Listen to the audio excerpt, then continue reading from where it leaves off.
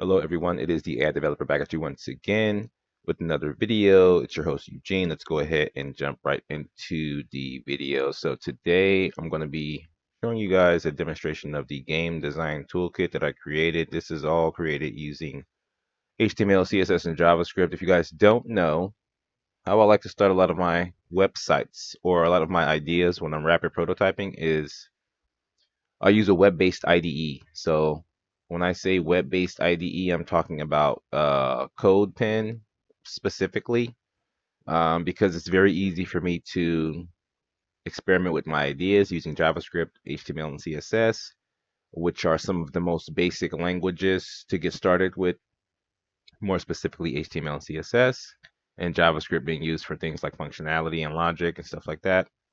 So this allows me to rapid prototype easily, and if I'm wanting to turn this into a full-fledged app, and maybe add some more API calls and do some more not more complex, but just add some more bells and whistles, then I'll usually take it to React or take it to Next or take it to Vue or an actual framework.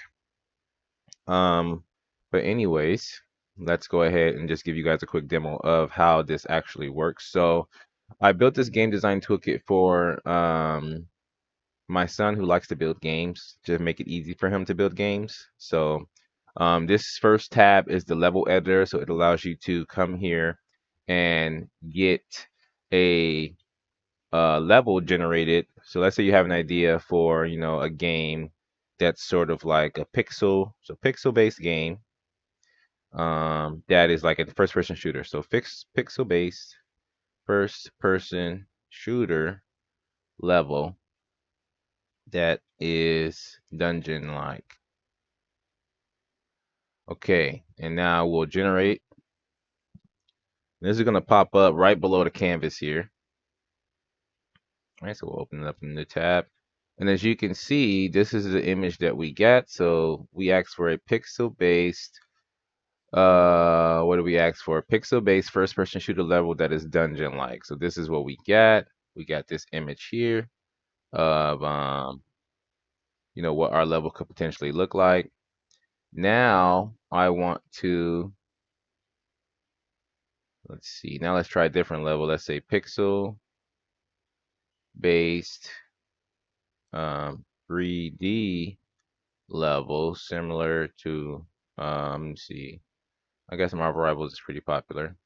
Well, not pixel based, so just 3D level. And we'll say with open areas and destructible environments. I just want to see, what the capability of this thing is. So generating, look, it even got the Marvel Rivals logo up there, which is pretty cool.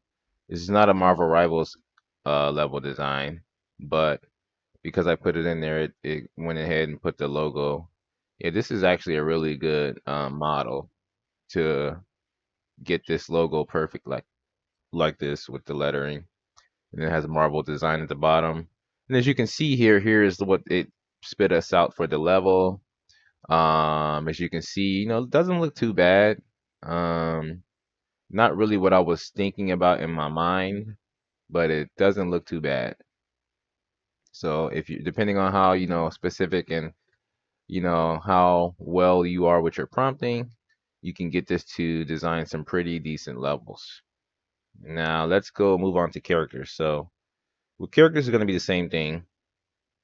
So let's generate a superhero Marvel like character that is new and has new powers themed around what's something that's trending right now, themed around the ability to, what's a good superpower to have that no one has, the ability to read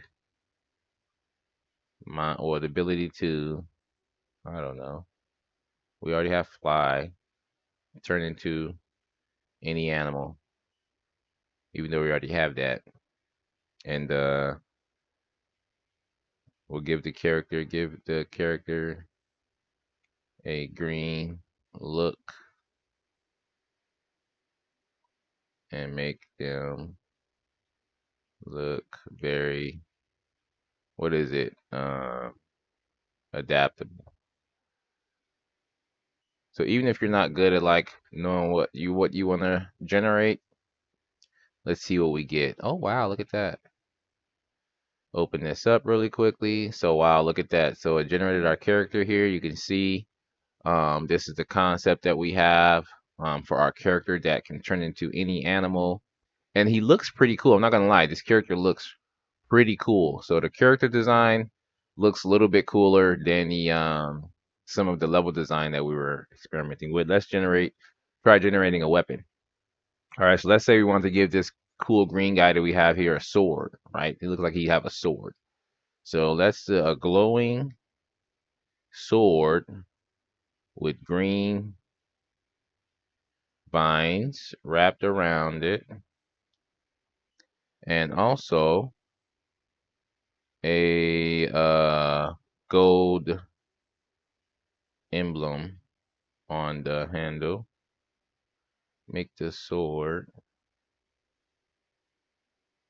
I don't want it to be dark, but I want it to be like I want to make the sword dark themed, but also earth theme. All right, and so we'll generate the weapon. Let's see. Wow, look at that. So look at our weapon. Let me see. Open this up. So we have our character, we have our level. That's the pixel based level. Here's our level.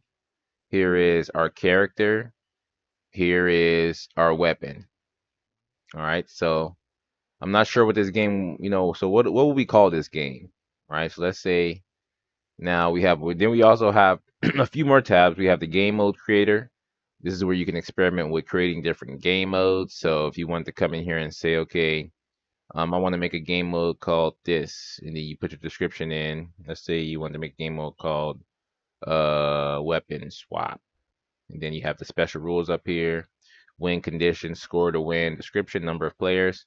And then you can also preview the game with these settings as well down below. The game preview is currently not working or not implemented yet, but this will be a full game design toolkit where you can come in here. And this is going to be based on 3.js mostly, and also pixel games. So these will be the two main types of style of games, and also top down 2D.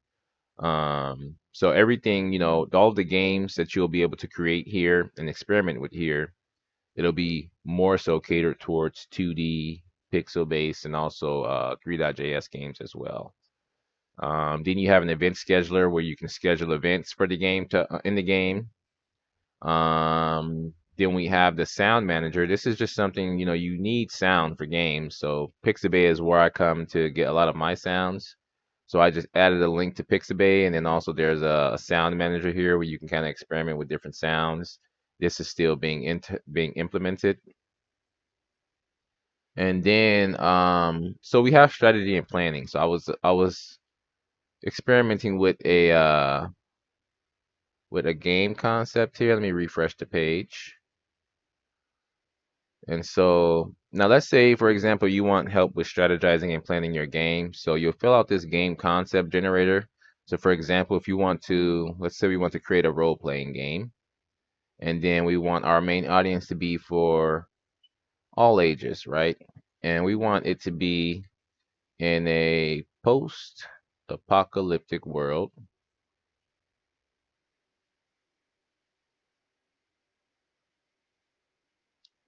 Apocalyptic. Is that how you spell that? Yes, that's how you spell that. But I don't want to mess it up.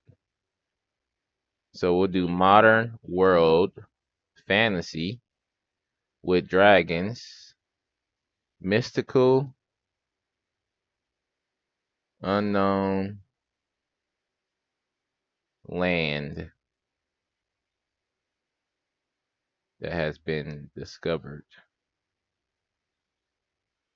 Key gameplay mechanics. So we want to have quest.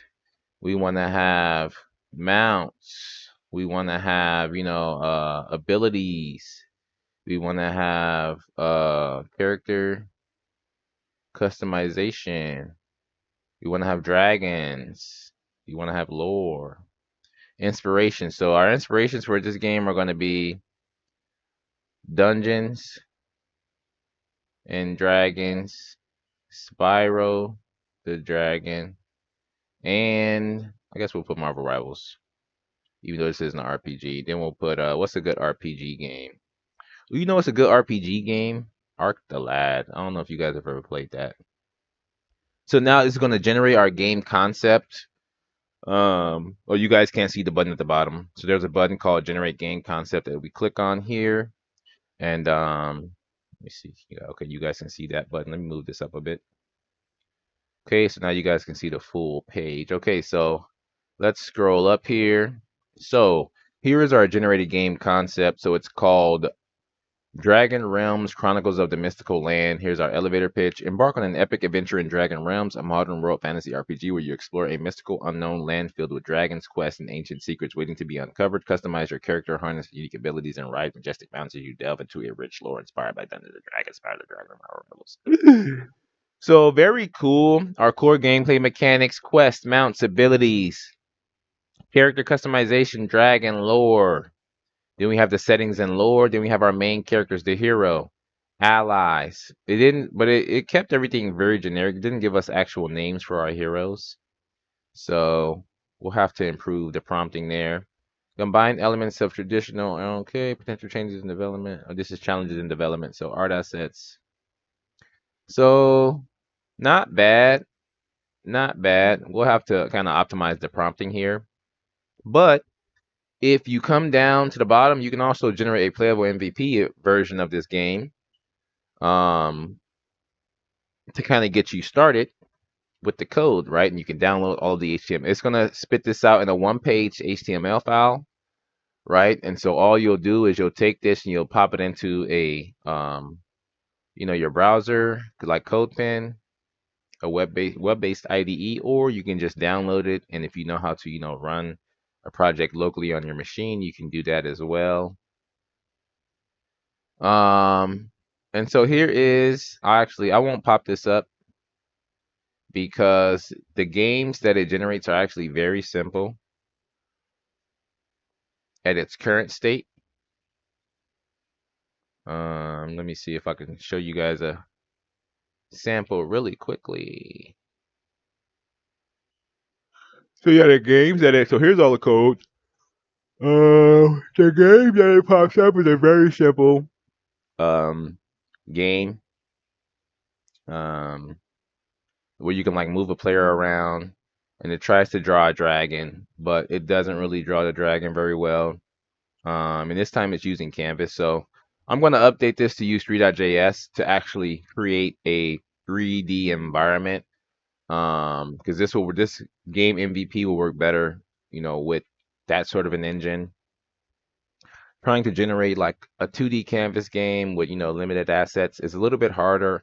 With 3.js, you can kind of create a lot of the assets that you need just with the code itself. So that makes it a little bit more easier to get creative with the code.